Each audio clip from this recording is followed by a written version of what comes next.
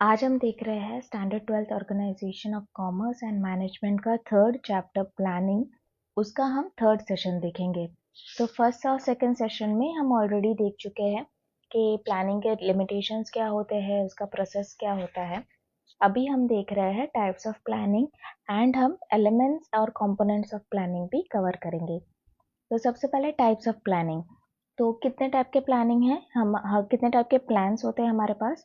Standing, strategic, tactical, operational, single use and contingency.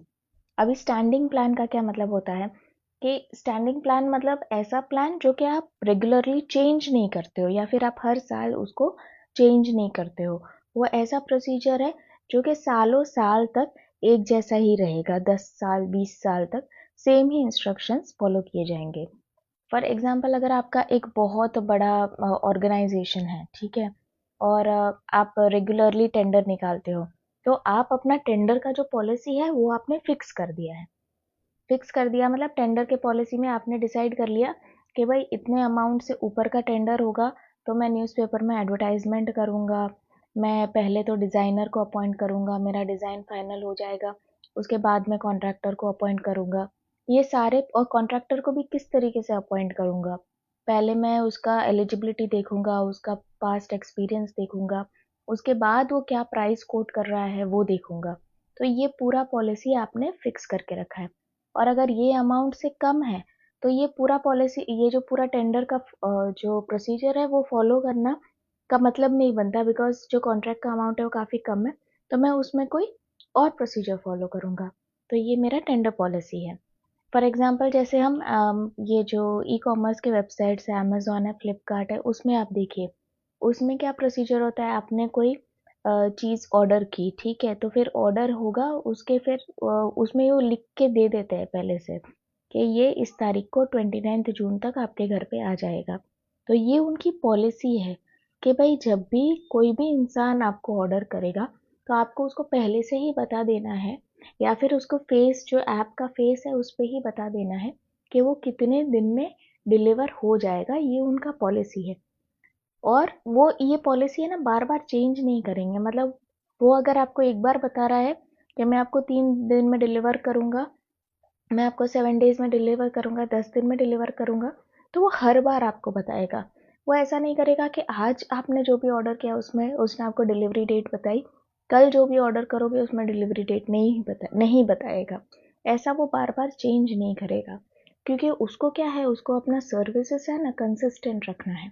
अगर उसका ये पॉलिसी है कि भाई आपको रिफंड, अगर आपको रिफंड के लिए ये नंबर पे कॉल करना है, उसके बाद अगर आपका एक्सेप्टेंस होगा, उसके बाद आपको रिफंड 2 दिन में आ जाएगा। तो ये जो प्रोसीजर है वो फिक्स रहेगा, सालों साल तक ये प्रोसीजर फिक्स करेगा रहेगा। अगर वो ये प्रोसीजर बार बार चेंज करेगा तो कस्टमर क्या होगा, कस्टमर कंफ्यूज हो जाएगा, उसके बाद कस्टमर डिससेटिस्फाई होगा कि भाई ये तो बार बार अपना प्रोसीजर चेंज कर रहे हैं, इसमें कुछ समझ में ही नहीं आ रहा है। तो उसके कस्टमर के मन में डिससेटिस्फैक्शन पैदा होगा। साथ में जो एम्प्लॉयज़ है उनके मन में भी एक कंफ्यूजन रहेगा कि भाई हमको पॉलिसी या फिर प्रोसीजर फॉलो क्या करना है वो समझ में ही नहीं आ रहा किसी को। तो इसके वजह से ये सारी चीज़ें होती है जो कि स्टैंडिंग प्लान रहता है, मतलब उसमें कोई चेंजेस नहीं होंगे। तो चेंजेस नहीं होंगे इसका मतलब नहीं है कि नहीं हो सकता, 10 साल तक सेम रहेगा, 15 साल तक सेम रहेगा, उसमें चेंजेस हो सकते हैं, लेकिन बहुत ज़्यादा बार बार चेंजेस नहीं होंगे। So standing plan represent a guideline for decision in repetitive situation. जो सिचुएशन आप बार बार फेस कर रहे हो उसमें आपको किस तरीके से बिहेव करना है उसका एक गाइडलाइन है। Hence standing plan can be used repeatedly. तो आप ये प्लान को बार बार यूज करोगे सेम काम के लिए। Where there is a repetition in the organizational activities and a standard policy are decided for prompt action। तो उसमें क्या है कि आपको सेम काम रिपीट करना है, तो आपको हर बार वो काम करने से पहले किसी को पूछना नहीं पड़ेगा, बिकॉज वहाँ पे एक गाइडलाइन आपको पहले से दी हुई है। तो हर बार सेम काम करने से पहले आपको अपने सीनियर के पास जाके पूछना नहीं है। आपके पास ऑलरेडी वो प्लान है, वो पॉलिसी है, तो आप उसमें से देख के अपना डिसीजन ले सकते हो। आपको दूसरे से पूछने की, सीनियर से पूछने की, उसका परमिशन लेने की ज़रूरत नहीं है। So these are decided for a long time period. अभी नेक्स्ट है हमारा स्ट्रैटेजिक प्लान। स्ट्रैटेजिक प्लान एक तरीके का आप बोल सकते हो लॉन्ग टर्म प्लान या फिर एक मीडियम टर्म प्लान है। जिस तरीके से अगर सपोज मेरा जो बेसिक ऑब्जेक्टिव है, मेरा ऑब्जेक्टिव क्या है, मेरा ऑब्जेक्टिव ये है कि मुझे अपने जो मेरी जो प्रोडक्ट्स है, सपोज मेरे पास एक मोबाइल का शॉप है मेरा, ठीक है। अभी मैं चाहती हूँ कि मेरा शॉप बहुत ही बड़ा हो, मतलब मल्टीपल सिटीज़ में फैले। तो मेरा ऑब्जेक्टिव क्या है कि मेरा शॉप बहुत ही बड़ा हो, मेरा बिजनेस बहुत ही ज़्यादा बड़ा हो जाए। और इसके लिए अभी मैं क्या स्ट्रैटेजी फॉलो करूँगी, मैं उसको मल्टीपल सिटीज़ में फैलाना चाहती हूँ, तो मैं क्या स्ट्रैटेजी फॉलो कर सकती हूँ। मेरे पास मैं हो सकता है फ्रेंचाइजी दूँ, या फिर मैं हो सकता है कि खुद ही अलग अलग सिटीज़ में जाऊँ और वहाँ पे एक शॉप भाड़े पे लूँ, एक शोरूम भाड़े पे लूँ और वहाँ पे खुद का स्टाफ लगा के वहाँ पे चलाऊँ। तो मेरा स्ट्रैटेजी ये जैसे दो अलग अलग स्ट्रैटेजी है, या तो मैं फ्रेंचाइजी कर सकती हूँ या फिर खुद के शॉप चला सकती हूँ। तो ये एक मीडियम टर्म है। ये अगर मुझे 5 सिटी में अपने शॉप्स खोलने हैं तो ये 1 साल में तो नहीं हो सकता है। इसके लिए तो पैसे भी बहुत ज़्यादा चाहिए, काम भी बहुत करना पड़ेगा। तो ये सॉर्ट ऑफ 4-5 साल में ये काम मुझे कंप्लीट करना है। 5 सिटी में फैलने का काम मुझे 5 साल में कंप्लीट करना है। तो ये एक sort of medium term plan है। और ये जो मेरा स्ट्रैटेजी होगा उसमें ये लिखा होगा, उसमें मेरा ये प्लान है कि मैं भाई 5 सिटी में जाऊंगी, वहाँ पे मैं आइडेंटिफाई करूंगी लोकेशन, वहाँ पे पांचों सिटी में मैं एक मैनेजर को डिप्लॉय करूंगी, वहाँ पे वो मैनेजर पूरा जो शोरूम है वो सेटअप करेगा, एम्प्लॉयज़ रखेगा और फिर शोरूम चलाने में हेल्प करेगा। तो ये मेरा स्ट्रैटेजी है जो कि 5 साल में होगा। तो इसमें फिर आप स्ट्रैटेजी को भी डिवाइड कर सकते हो कि मेरा लॉन्ग टर्म स्ट्रैटेजी क्या है कि 5 साल में होना चाहिए, और मैं सॉरी 5 साल में 5 सिटीज़ कवर करनी है। और मेरा शॉर्ट टर्म स्ट्रैटेजी क्या है कि मैं नेक्स्ट ईयर 2 सिटी करूँगा, उसके बाद वाले नेक्स्ट ईयर में मैं 1 सिटी करूँगा, उसके बाद वाले नेक्स्ट ईयर में मैं 1 सिटी करूँगा। तो ये मेरे शॉर्ट शॉर्ट टर्म्स स्ट्रैटेजी है। मैंने अपना लॉन्ग टर्म जो है उसको डिवाइड कर दिया शॉर्ट टर्म स्ट्रैटेजीज में। So, for the accomplishment of objectives, long-term and short-term strategies are decided. A business unit decides its plan after consideration of strength and drawback. तो मेरा क्या स्ट्रेंथ है, अगर मेरे पास अच्छे एम्प्लॉयज़ है, अच्छे मैनेजर्स है, तो वो लोग अपने से कर लेंगे। तो ये मेरे स्ट्रेंथ हुए, मेरे अच्छे जो मैनेजर्स हैं। मेरे ड्रॉबैक क्या है कि भाई 5 सिटी में 5 अलग अलग शहरों में फैलने के लिए मेरे पास उतना पैसा होना चाहिए, या फिर मेरे पास वो जगह होनी चाहिए शोरूम लेने का और समथिंग। वो ठीक है, पैसे का ही देख लेते हैं। तो ड्रॉबैक मेरा ये है कि मेरे पास पैसा अवेलेबल नहीं है। इसलिए मैंने क्या किया, नेक्स्ट ईयर सिर्फ 2 ही सिटी में जा रही हूँ, उसके फिर नेक्स्ट ईयर मैं 1 सिटी में जाऊँगी। तो धीरे धीरे मैं पैसा इकट्ठा करूँगी और फिर धीरे धीरे इन्वेस्ट करती रहूँगी। तो मैंने अपना ड्रॉबैक समझा कि भाई आज के दिन में मेरे पास बहुत पैसा नहीं है, और वो ड्रॉबैक को मद्देनज़र रखते हुए मैंने अपना स्ट्रैटेजी ये बनाया कि ठीक है, मैं एक साथ 5 सिटी में नहीं फैल सकती, तो मैं नेक्स्ट ईयर 2 सिटी में जाऊँगी, उसके बाद 1 सिटी में जाऊँगी। इस तरीके से धीरे धीरे अपने आप को स्प्रेड करूँगी, लेकिन 5 साल में 5 सिटी कवर कर लूँगी। Foresightedness and experience are essential for this plan. Foresightedness मतलब दूर का सोचना है, दूर के मतलब फ्यूचर के बारे में ज़्यादा सोचना है। और एक्सपीरियंस भी होना चाहिए कि भाई मैं इमेजिन कर सकूँ कि मैं किस तरीके से चीज़ें चलाऊँगी, क्योंकि मुझे ज़्यादा दूर का सोचना है, इसलिए एक्सपीरियंस होना चाहिए। अभी काम नहीं करना, मुझे फ्यूचर में काम करना है। Effects of strategic plans are seen in the long term. ठीक है, तो ये long term, medium term strategies होती है, और उसको आप ब्रेक डाउन करके मीडियम टर्म और शॉर्ट टर्म स्ट्रैटेजीज में कर सकते हो। उसको ब्रेक करोगे, स्ट्रैटेजी तो लॉन्ग टर्म ही रहेगा, लेकिन आप लॉन्ग टर्म स्ट्रैटेजीज को ब्रेक कर करके मीडियम टर्म स्ट्रैटेजी और शॉर्ट टर्म स्ट्रैटेजी बनाओगे। अभी नेक्स्ट है टैक्टिकल प्लान। तो टैक्टिकल प्लान जो होता है वो शॉर्ट टर्म प्लान रहेगा, और ये किसके द्वारा किया जाएगा, ये मिडिल लेवल मैनेजमेंट के द्वारा किया जाएगा। जो स्ट्रैटेजिक प्लान है वो टॉप लेवल मैनेजमेंट बनाएगा, जो टैक्टिकल प्लान है वो मिडिल लेवल मैनेजमेंट बनाएगा। टैक्टिकल प्लान शॉर्ट टर्म होता है, शॉर्ट टर्म मतलब 1 ईयर और लेस। ये कौन बनाता है, ये आपके डिपार्टमेंटल हेड्स है, जो एम्प्लॉयज़ है, एक्सपर्ट्स है, वो सब बैठ के बनाएंगे। इसमें जैसे आपका जो शोरूम के जो ओनर है उसने ये स्ट्रैटेजिक प्लान बना दिया था कि ठीक है मुझे 5 साल में 5 सिटी कवर करनी है, नेक्स्ट ईयर में मुझे 2 सिटी कवर करनी है, 2 नए शोरूम खोलने हैं। अभी वो जो शोरूम में जो मैनेजर बैठा है वो टॉप लेवल मैनेजमेंट नहीं है, शोरूम में जो मैनेजर बैठा है वो मिडिल लेवल मैनेजमेंट है। आपने जो ओनर है उसने शोरूम के मैनेजर को टारगेट दे दिया कि भाई तुमको नेक्स्ट ईयर 10,000 यूनिट सेल करने हैं। अभी शोरूम का जो मैनेजर है जो कि मिडिल लेवल मैनेजमेंट है वो ये सोचेगा कि मैं 10,000 यूनिट्स कैसे सेल करूँगा, उसका वो प्लान बनाएगा कि भाई उसको एडवर्टाइजमेंट करना है, उसको ज़्यादा सेल्स पर्सन लगाना है, किस तरीके से करेगा। वो जो प्लान बनाएगा वो कहलाया जाएगा टैक्टिकल प्लान। नेक्स्ट है आपका ऑपरेशनल प्लान। तो ऑपरेशनल प्लान भी अगेन शॉर्ट ड्यूरेशन के लिए होता है। शॉर्ट ड्यूरेशन मतलब 1 ईयर और लेस के लिए होता है और ये बहुत ही स्पेसिफिक रिजल्ट के लिए होता है। फॉर एग्जाम्पल आपका टैक्टिकल प्लान तो ये था कि आप पूरा साल किस तरीके से 10,000 यूनिट सेल करोगे। उसमें भी सपोज दिवाली का टाइम है या फिर ईयर एंड का टाइम है, मार्च का टाइम है, तो मार्च के टाइम पे आपके पास बहुत ज़्यादा इन्वेंट्री है, बहुत ज़्यादा स्टॉक पड़ा है। अब आपको कैसे भी आपको स्टॉक खाली करना है, तो आप क्या करोगे, तब आपका ऑपरेशनल प्लान ये हो सकता है कि भाई मेरे पास बहुत ज़्यादा स्टॉक है तो चलो बहुत ज़्यादा डिस्काउंट देना शुरू कर दो, या फिर अभी दिवाली का टाइम है, अभी ज़्यादा कमाने का टाइम है तो अभी ज़्यादा डिस्काउंट देना शुरू करो। तो ऑपरेशनल प्लान कैसा रहता है, वो स्पेसिफिक पीरियड के लिए रहेगा। जैसे कि दिवाली का टाइम का है तो अक्टूबर नवंबर में आपने डिस्काउंट्स दे दिए, ऑफर्स दे दिए। जैसे मार्च है, मार्च में भी आप देखना बहुत कुछ लोग दिसंबर में करते हैं क्योंकि वो लोग ईयर एंड दिसंबर को मानते हैं, तो दिसंबर में बहुत ज़्यादा डिस्काउंट और ऑफर्स निकालेंगे ताकि दिसंबर में उनका स्टॉक क्लियर हो जाए। कुछ लोग मार्च को ईयर एंडिंग मानते हैं तो मार्च में बहुत ज़्यादा ऑफर्स निकालेंगे।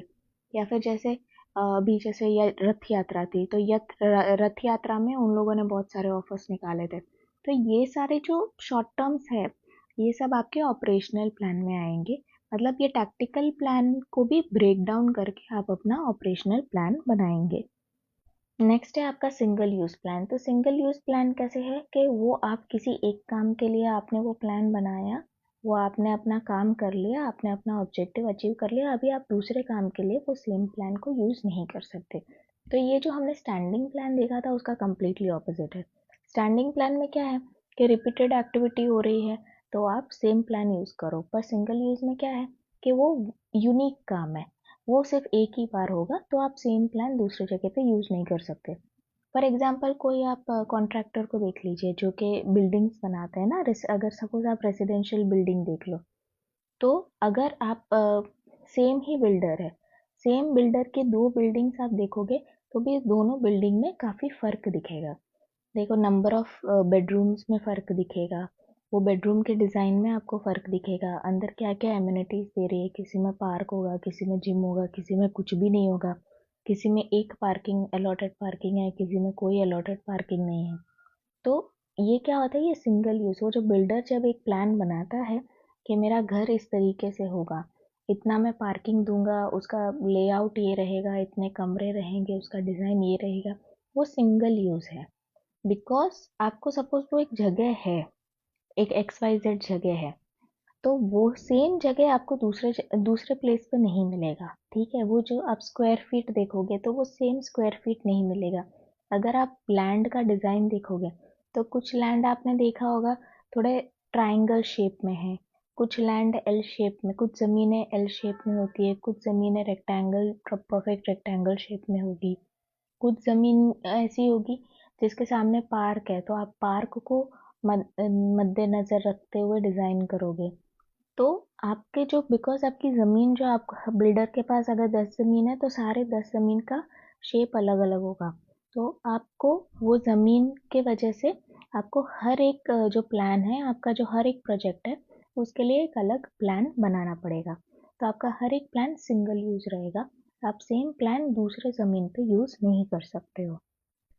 नेक्स्ट है कंटिजेंसी प्लान। तो कंटिजेंसी प्लान में क्या होता है कि कोई ऐसे अनफॉर्सीन चीज़ हो जाती है जो कि बिजनेस ने कभी सोचा ही नहीं था, जो ओनर ने कभी सोचा ही नहीं था, कुछ ऐसे चेंजेस हो जाते हैं, तो उसको टैकल करने के लिए, उसको मैनेज करने के लिए ये प्लान बनाया जाता है। So business unit has to coordinate with the changing situation Business environment also keeps on changing due to political, economic, social और natural factors. जैसे कोरोना हुआ था तो किसी ने सोचा ही नहीं था कि वर्क फ्रॉम होम हो जाएगा, तो तब जो बिजनेसेस है उन्होंने क्या कंटिजेंसी प्लान किया। पहले तो सब लोग ऑफिस में आ रहे थे और ऑफिस में ही कंप्यूटर में काम कर रहे थे। अभी जैसे ही लॉकडाउन हुआ तो बिजनेस ने सोचा कि अभी मैं लोगों से काम कैसे करवाऊँ, तो बिजनेस ने एक कंटिजेंसी प्लान बनाया कि ठीक है अब से सब कुछ ऑनलाइन हो जाएगा, अब से सारे मीटिंग जूम मीटिंग होगी, क्या कहते हैं उसको, MS टीम्स में कंडक्ट किया जाएगा, जूम में कंडक्ट किया जाएगा और सब कुछ। और सभी जो मेरे एम्प्लॉयज़ हैं वो लोग लैपटॉप अपने घर ले जा सकते हैं और घर से ये सब यूज़ करेंगे। तो उन्होंने जल्दी से एक प्लान बनाया कि किस तरीके से इसको टैकल किया जाए। तो ये कंटिजेंसी प्लान है, बिकॉज किसी ने भी सोचा नहीं था कि क्या हो जाएगा, और ये जो इमरजेंसी सिचुएशन है उसमें उसको हैंडल करने के लिए आपने एक प्लान बनाया, वो हो गया आपका कंटिजेंसी प्लान।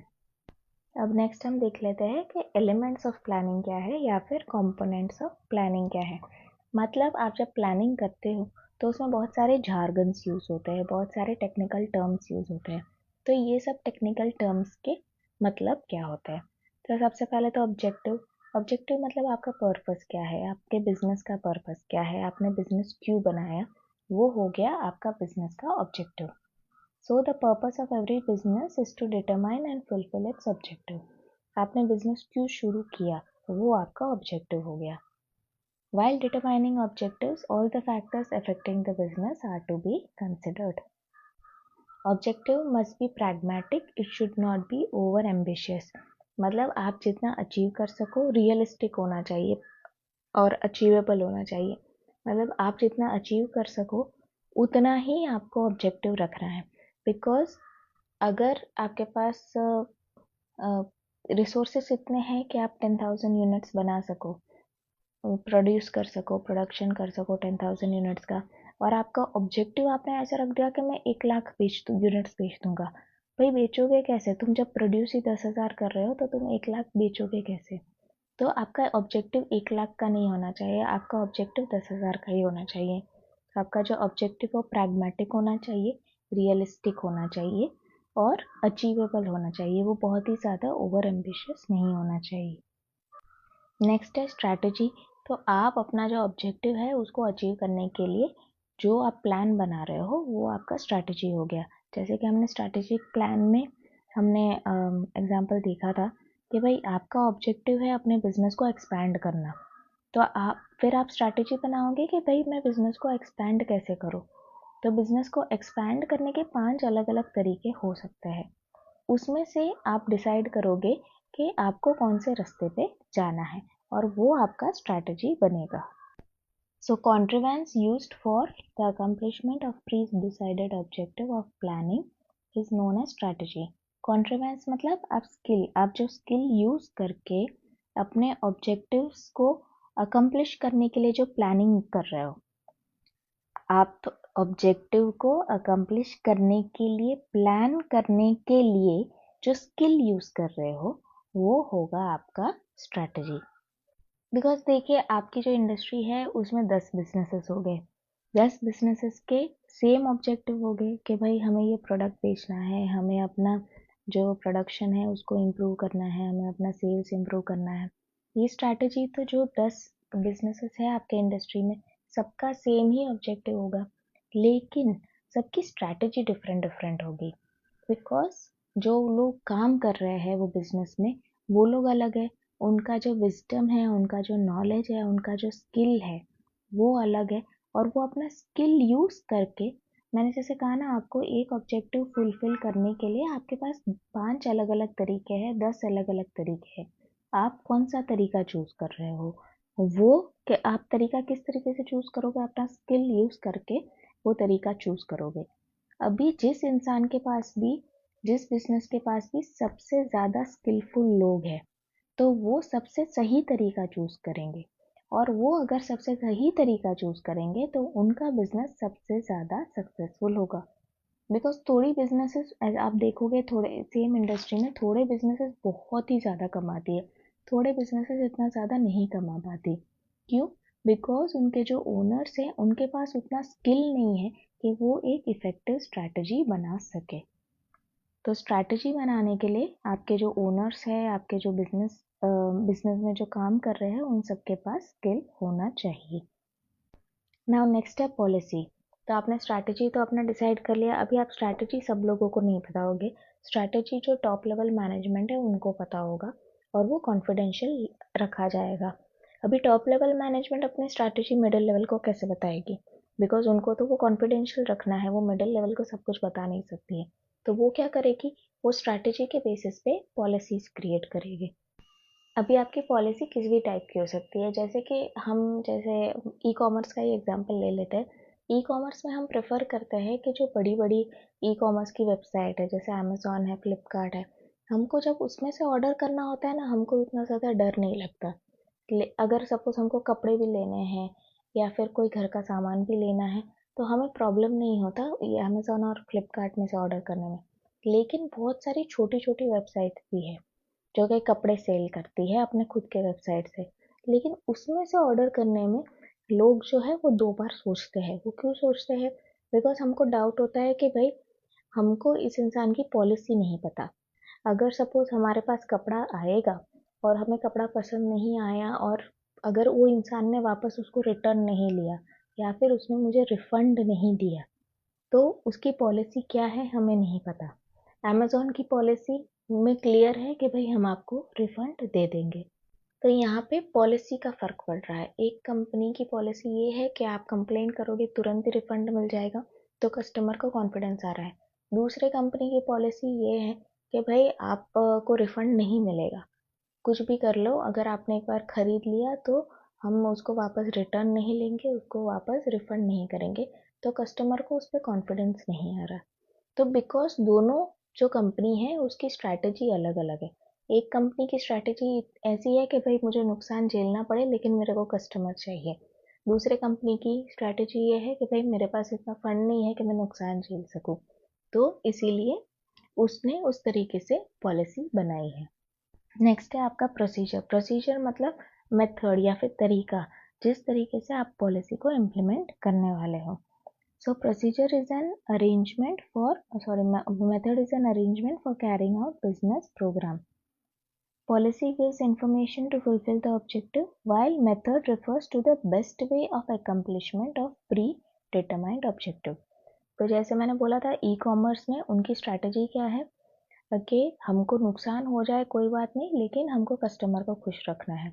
उसके लिए वो स्ट्रैटेजी के लिए उन्होंने पॉलिसी क्या बनाई है कि कस्टमर जैसे ही कंप्लेंट करेगा हम रिफंड दे देंगे, हमको भले नुकसान झेलना पड़े, भले कस्टमर गलत बोल रहा हो, लेकिन हम रिफंड दे देंगे, ये उसकी पॉलिसी है। अभी वो पॉलिसी को फॉलो करने का मेथड क्या होगा कि भाई कस्टमर को जैसे ही प्रोडक्ट मिला विद इन 2 days उसको कंप्लेंट रेज करना है, ये उसका प्रोसीजर है या मेथड है। मेथड में उसने लिखा होगा कि आप विद इन 2 days आप कंप्लेंट रेज कीजिए, उसके बाद हमारा डिलीवरी पर्सन आपके पास से डिलीवरी लेगा, उसके बाद आपका रिफंड इनिशिएट होगा। तो ये आपका प्रोसीजर है जो कि आपके पॉलिसी को फॉलो करता है। अभी जैसे इसमें उन्होंने एग्जांपल दिया है कि business unit tries to fulfil the objective of annual sale on the basis of figures available on quarterly sale. तो अगर आपकी पॉलिसी ये थी कि मुझे एनुअली इतना सेल करना है, 10,000 यूनिट सेल करना है, उसके लिए मुझे रेगुलर रिव्यू करना है, तो पॉलिसी में ये लिखा है कि 10,000 यूनिट्स मुझे सेल करना है पूरे साल में, और मुझे हर 3 महीने में इस चीज़ को रिव्यू करना है। अभी वो पॉलिसी को इम्प्लीमेंट करने के प्रोसीजर क्या है? प्रोसीजर ये है कि आपका जो शोरूम का जो मैनेजर है वो हर 3 महीने में, जो सपोज 30 जून है तो अप्रैल से लेके जून तक का जो रिपोर्ट है पूरा रिपोर्ट बनाएगा कि कितना सेल हुआ, कितना ऑफर्स दिया गया, कितना इनकम हुआ, ये सब कुछ रिपोर्ट में इंक्लूड करेगा और 2 जुलाई को अपने हेड ऑफिस में भेजेगा और फिर बोर्ड ऑफ डायरेक्टर्स के सामने वो पुटअप किया जाएगा। ये उसका प्रोसीजर है। वो प्रोसीजर क्यों बनाया है? बिकॉज आपका जो पॉलिसी है कि वो हर 3 महीने में मैं चेक करूंगा कि कितना सेल हुआ है, ताकि मेरा पूरा जो एनुअल सेल का टारगेट है वो फुलफिल हो जाए। उसके लिए आपने ये प्रोसीजर बनाया है। अब रूल्स तो सबको पता है कि रूल्स क्यों होते हैं कि आप अपने ऑब्जेक्टिव्स को इफेक्टिवली अचीव कर सकते हो। तो रूल्स किसी भी तरीके के हो सकते हैं कि आप जब ऑफिस में आ रहे हो तब आप अपने मोबाइल फ़ोन को पर्सनल यूज़ के लिए नहीं यूज़ कर सकते हो, ताकि टाइम वेस्टेज कम हो। लोग क्या ऑफिस आवर्स में सोशल मीडिया और सब ना देखें और उनका टाइम वेस्ट ना हो और ऑफिस का जो पैसे है वो वेस्ट ना हो, इसीलिए ऐसे रूल बना सकते हो। या फिर आपके ऐसे भी रूल्स हो सकते हैं कि भाई आपको XYZ काम करना है, तो उसके लिए आपको अपने सीनियर की परमिशन चाहिए। फॉर एग्जांपल अगर मुझे 5 लाख का कॉन्ट्रैक्ट देना है, मैं एक शोरूम मैनेजर हूँ, मुझे 5 लाख तक का कॉन्ट्रैक्ट देना है तो मैं खुद दे सकती हूँ। लेकिन अगर मुझे 5 लाख से ज़्यादा का कॉन्ट्रैक्ट देना है तो मुझे हेड ऑफिस में मेरे जो हेड मैनेजर है उनसे परमिशन लेना पड़ेगा। और अगर सपोज मुझे 10 लाख से ज़्यादा का कॉन्ट्रैक्ट लेना है तो मैनेजिंग डायरेक्टर से परमिशन लेना पड़ेगा। तो ये एक रूल है। नेक्स्ट है बजट। तो बजट हमने देखा था कि बजट में क्या होता है कि हम देखेंगे कि भाई हमें पूरे साल में कितने टाइप के खर्चे होने वाले हैं। हम ये फ्यूचर के लिए प्रेडिक्ट कर रहे हैं कि फ्यूचर में हमारे पास कितने टाइप के खर्चे होने वाले हैं और हम प्रेडिक्ट करेंगे कि कितना अमाउंट का खर्चा होगा। हम पास्ट का डेटा देखेंगे कि पिछले साल हमने कितना खर्चा किया और फ्यूचर में हम प्रेडिक्ट करेंगे कि नेक्स्ट ईयर में कितना खर्चा होने वाला है। उसके लिए उसके बेसिस पे हम एक बजट बनाएंगे। हम ट्राई करेंगे कि बजट के अंदर ही हमारा खर्चा हो। तो बजट भी आपके पर्पस के हिसाब से होगा। सो कैपिटल एक्सपेंडिचर का एक बजट हो सकता है। कैपिटल एक्सपेंडिचर मतलब सपोज आप कोई फिक्स्ड एसेट्स खरीदना चाहते हो, आप कोई बिल्डिंग बनाना चाहते हो, नया फैक्ट्री बनाना चाहते हो, तो उसका कितना खर्चा आएगा। मतलब अगर कोई नई फैक्ट्री बनानी है तो आपको ज़मीन खरीदने में कितना खर्चा आएगा, बिल्डिंग बनाने में कितना खर्चा आएगा, वहाँ पे अंदर जो आपको मशीनरी लगानी है उसमें कितना खर्चा आएगा। तो ये सब आपके कैपिटल एक्सपेंसेस है। मतलब आप फिक्स्ड एसेट्स क्रिएट कर रहे हो तो ये कैपिटल एक्सपेंडिचर में कितना खर्चा आएगा उसका एक बजट अलग से बनेगा। फिर सेल्स बजट बनेगा। अभी सेल्स में आपके सेल्स पर्सन का सैलरी हो सकता है, या फिर आप कोई जो ऑफर्स निकाल रहे हो, जो डिस्काउंट्स निकाल रहे हो, वो डिस्काउंट्स में कितना खर्चा आएगा। ऑफर्स आप दोगे तो उस पर कितना खर्चा आएगा, वो सेल्स बजट हो सकता है। प्रोडक्शन बजट में अगेन रॉ मटेरियल कितने कॉस्ट में मिलेगा आपको, आपको जो लेबरर्स है उसका क्या कॉस्ट रहेगा, आपकी जो मशीनरी है उसका मेंटेनेंस करने में क्या कॉस्ट रहेगा, ये सब आपके प्रोडक्शन बजट में रहेगा। आपने एक बार प्रोडक्ट को बना लिया, उसके बाद तुरंत से तो सेल नहीं हो जाएगा, आपको थोड़े दिन अपने वेयरहाउस में रखना पड़ेगा। तो वो वेयरहाउस के लिए में कितना खर्चा होगा, वेयरहाउस का भाड़ा होगा, ट्रांसपोर्टेशन होगा, प्रोडक्ट्स को आपके शॉप से आपके फैक्ट्री से शॉप तक ले जाने का ट्रांसपोर्टेशन का खर्चा होगा, वो सब आपके प्रोडक्शन बजट में आएगा। फिर production cost budget, again production के बाद कितने कॉस्ट रहेंगे ट्रांसपोर्टेशन का और सब, वो कैसे रहेगा। कैश बजट, कैश बजट मतलब सभी चीज़ आपको आज तो खर्चा करने की ज़रूरत नहीं होती है। जैसे अगर मैंने सपोज रॉ मटेरियल खरीदा है, तो रॉ मटेरियल का जो सप्लायर है वो मुझे थोड़ा कर्जा देगा ना, वो मुझे थोड़ा क्रेडिट पीरियड देगा। वो कहेगा कि ठीक है आज तुम मटेरियल लेके जाओ, तुम 3 महीने बाद मुझे पे कर देना। तो मुझे पैसा कब देना है, 3 महीने बाद देना है। मुझे पैसे की ज़रूरत 3 महीने बाद, जब मुझे सप्लायर को पे करना है तब 3 महीने बाद ज़रूरत पड़ेगी। आज के दिन में मुझे वो कैश की ज़रूरत नहीं है, आज मुझे पेमेंट नहीं करना तो मुझे वो पैसा हाथ में रखने की ज़रूरत नहीं है। तो इसलिए कैश बजट अलग से बनाया जाता है कि आज के दिन मुझे या फिर ये पर्टिकुलर महीने में मुझे एक्चुअली कैश कितना चाहिए, वो कैश बजट रहेगा। जो बाकी सब बजट है उसमें कैश और क्रेडिट दोनों इंक्लूडेड है। कैश बजट स्पेसिफिकली कि ये महीने में मुझे कितने कैश की ज़रूरत है या ये साल में मुझे कितने कैश की ज़रूरत है और ऐसे कितने एक्सपेंसेस है जिसके मैंने बेनिफिट तो ले लिए लेकिन मुझे पेमेंट नेक्स्ट ईयर करना है या फिर बाद में करना है। So budget keeps control over the business activities and makes the management efficient one. तो वो सारी ही एक्टिविटीज पे कंट्रोल करेगा। और एफिशिएंट कैसे बनाएगा, वो मतलब ये बता रहा है ना आपको कि आप कौन सा काम कर सकते हो, कौन सा काम नहीं कर सकते हो, या फिर आपको अपने आप पे कितना कंट्रोल रखना है। तो इसकी वजह से आप एफिशिएंट भी बनोगे। अभी नेक्स्ट है programme. So programme is a sequence of activities to be undertaken by the business unit. तो आपको कौन से सीक्वेंस में सारा काम करना है। If the work is done according to programme, problems do not arise. The function of the management is not only to see the work carried out according to the program, but also compare it with the standards. तो programme का जैसे हम programme अपने normal जो daily life में use करते हैं कि हमें कोई प्रोग्राम करवाना है, मतलब टीचर्स डे का फंक्शन है, आपका एनुअल डे का फंक्शन है, तो प्रोग्राम कैसे होता है, प्रोग्राम में पूरा लिखा हुआ होता है ना कि पहले कौन सा स्किट होगा, उसके बाद कौन सा डांस होगा, उसके बाद कौन सा एक्टिविटी होने वाला है, कौन सा सिंगिंग होगा, उसके बाद स्पीच होगा प्रिंसिपल का। तो वो प्रोग्राम होता है कि कौन सी चीज़ पहले होगी, उसके बाद क्या होगा, फिर थर्ड क्या होगा, फिर फोर्थ क्या होगा। तो हमें जो भी तो ये सब जब लिखी हुई रहती है, ये सब जब अपने पास अवेलेबल होता है, तो हमें पता है कि हमें कब क्या काम कब कैसे करना है, कब करना है, क्या करना है, कैसे करना है, हमको पूरा ऑर्डर सबका पता है। तो हम उस हिसाब से एफिशिएंटली अपना काम कर लेंगे, किसी को कोई कंफ्यूजन भी नहीं होगा। और ऐसा नहीं है कि भाई जो मैनेजमेंट है वो देखेगी कि भाई ठीक है, मेरा जो प्रोग्राम लिखा हुआ है कि फर्स्ट ये है, सेकंड ये है, उसके हिसाब से ही काम हो रहा है। वो तो देखेगा कि जो ऑर्डर है उसके हिसाब से काम हो रहा है। साथ में वो देखेगा कि एक स्टैंडर्ड भी मेंटेन हो रहा है। ऐसा नहीं होना चाहिए कि भाई मैंने सिंगिंग करना है, सिंगिंग का प्रोग्राम उसमें लिखा हुआ है कि तीसरे नंबर पे सिंगिंग होगा।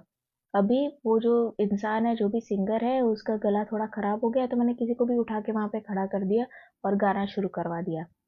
तो उसके उस पे क्या होगा कि वो इंसान अच्छी तरह गा नहीं पाएगा और फिर आपका फेल हो जाएगा, तो आपका स्टैंडर्ड तो मीट नहीं हो पाएगा ना। तो अगर आप प्रोग्राम फॉलो नहीं कर रहे हो तो भी आपको एक अपना स्टैंडर्ड मीट करना है, ये भी मैनेजमेंट को देखना पड़ेगा।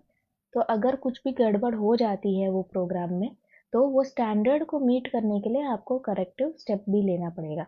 उसके लिए हो सकता है आपको अपना थोड़ा प्रोग्राम चेंज भी करना पड़े, पर जो भी करोगे आपको एक करेक्टिव स्टेप लेना पड़ेगा।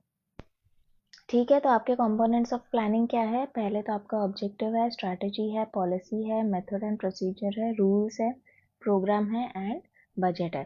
तो अभी जैसे आपके लाइफ में देखो, मतलब हम बोलते हैं ना कि आपको जब ये चैप्टर आप रीड कर रहे होगे मैनेजमेंट का, तो आपको शायद थोड़ा बड़ा लग रहा होगा कि भाई मैनेजमेंट बड़े बड़े कंपनीज में होता है, ये होता है, वो होता है। लेकिन आप अपने खुद के लाइफ में भी मैनेजमेंट करते हो। तो जैसे कि अगर एग्जांपल लेना है कि आप सब दोस्त हो और आप दोस्तों को बाहर घूमने जाना है, और तो आपका यहाँ पे ऑब्जेक्टिव कैसे हो गया कि हमको बाहर आउटिंग के लिए जाना है, फुल डे आउटिंग के लिए हमको जाना है, फुल डे पिकनिक के लिए हमें बाहर जाना है। तो आप उसके लिए स्ट्रैटेजी बनाओगे। तो स्ट्रैटेजी में आपका मेनली क्या रहेगा कि पहले तो आपके पास पैसे होने चाहिए जाने के लिए, उसके बाद आपके पेरेंट्स को मनाना है, आपको ट्रांसपोर्टेशन भी देखना है कि भाई अगर मुझे फुल डे आउटिंग के लिए जाना है तो मैं किस तरीके से जाऊँगी। तो ये सब आपका स्ट्रैटेजी का पार्ट होगा कि भाई कितने पैसे चाहिए, कैसे वहाँ पे पहुँचेंगे, हम अपने पेरेंट्स को क्या बोलेंगे। तो ये सब आपके पेरेंट्स को हमको, अगर आपके पेरेंट्स बहुत अच्छे हैं तो आप सच भी बोल सकते हो कि ठीक है मैं अपने फ्रेंड्स के साथ जा रहा हूँ, और अगर बहुत स्ट्रिक्ट है तो आपको उनको झूठ भी बोलना पड़ेगा। तो आप कौन सी स्ट्रैटेजी फॉलो करने वाले हो वो आपको देखना पड़ेगा। और उसके बाद अगर आप अपने पेरेंट्स को झूठ बोल के जा रहे हो, तो आपको एक पॉलिसी बनानी पड़ेगी कि भले कुछ भी हो जाए आपको झूठ ही बोलना है। और भले किसी भी फ्रेंड को, हम 10 फ्रेंड है, 10 फ्रेंड के किसी के भी फ़ोन पे अगर कॉल आता है, तो भी हमको ये एक्स झूठ ही बोलना है, इसके अलावा कोई और झूठ हम नहीं बोल सकते। तो अगर ये जो लड़का है उसके घर से उसके पेरेंट्स का फ़ोन आता है तो हमको एक्स जवाब ही देना है, ये आपकी पॉलिसी हो सकती है। उसके बाद आप प्रोग्राम बनाओगे कि भाई पूरा दिन हम आउटिंग पे जा रहे हैं तो हम क्या करेंगे। पहले हम यहाँ पे ब्रेकफास्ट करेंगे, उसके बाद वहाँ पार्क में जाएंगे, उसके बाद लंच करने जाएंगे, उसके बाद कुछ कहीं मॉल में घूमेंगे, कोई पिक्चर देखेंगे, उसके बाद डिनर करेंगे। तो ये आपका पूरा प्रोग्राम हो गया।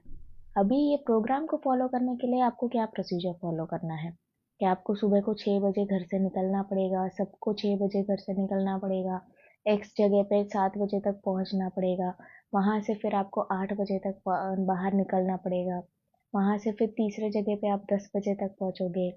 तो ये सब चीज़ें आपके प्रोसीजर में आ जाएगी। और ये जब आप प्रोसीजर फॉलो कर रहे हो तो बहुत सारे रूल्स हो सकते हैं। रूल्स ये हो सकता है कि भाई कोई झगड़ा नहीं करेगा, कोई घर पे फ़ोन नहीं करेगा, कोई अपने फ्रेंड्स को, दूसरे बाहर वाले जो फ्रेंड्स हैं उनके साथ फ़ोन पे बात नहीं करेगा। ये सब आपके रूल्स हो सकते हैं। और बजट तो आपको स्ट्रैटेजी आप जब बना रहे थे तभी आपको डिसाइड कर लेना चाहिए कि बजट क्या रहेगा, बिकॉज आप बाहर जा रहे हो, आपको बाहर जाओगे तो खर्चा होगा, तो आपका बजट क्या रहेगा। तो बजट के हिसाब से भी आपका क्योंकि स्ट्रैटेजी चेंज हो जाएगा। अगर आपके पास सपोज पैसे नहीं है तो पैसे कहाँ से लाओगे उसका भी स्ट्रैटेजी बनाना पड़ेगा।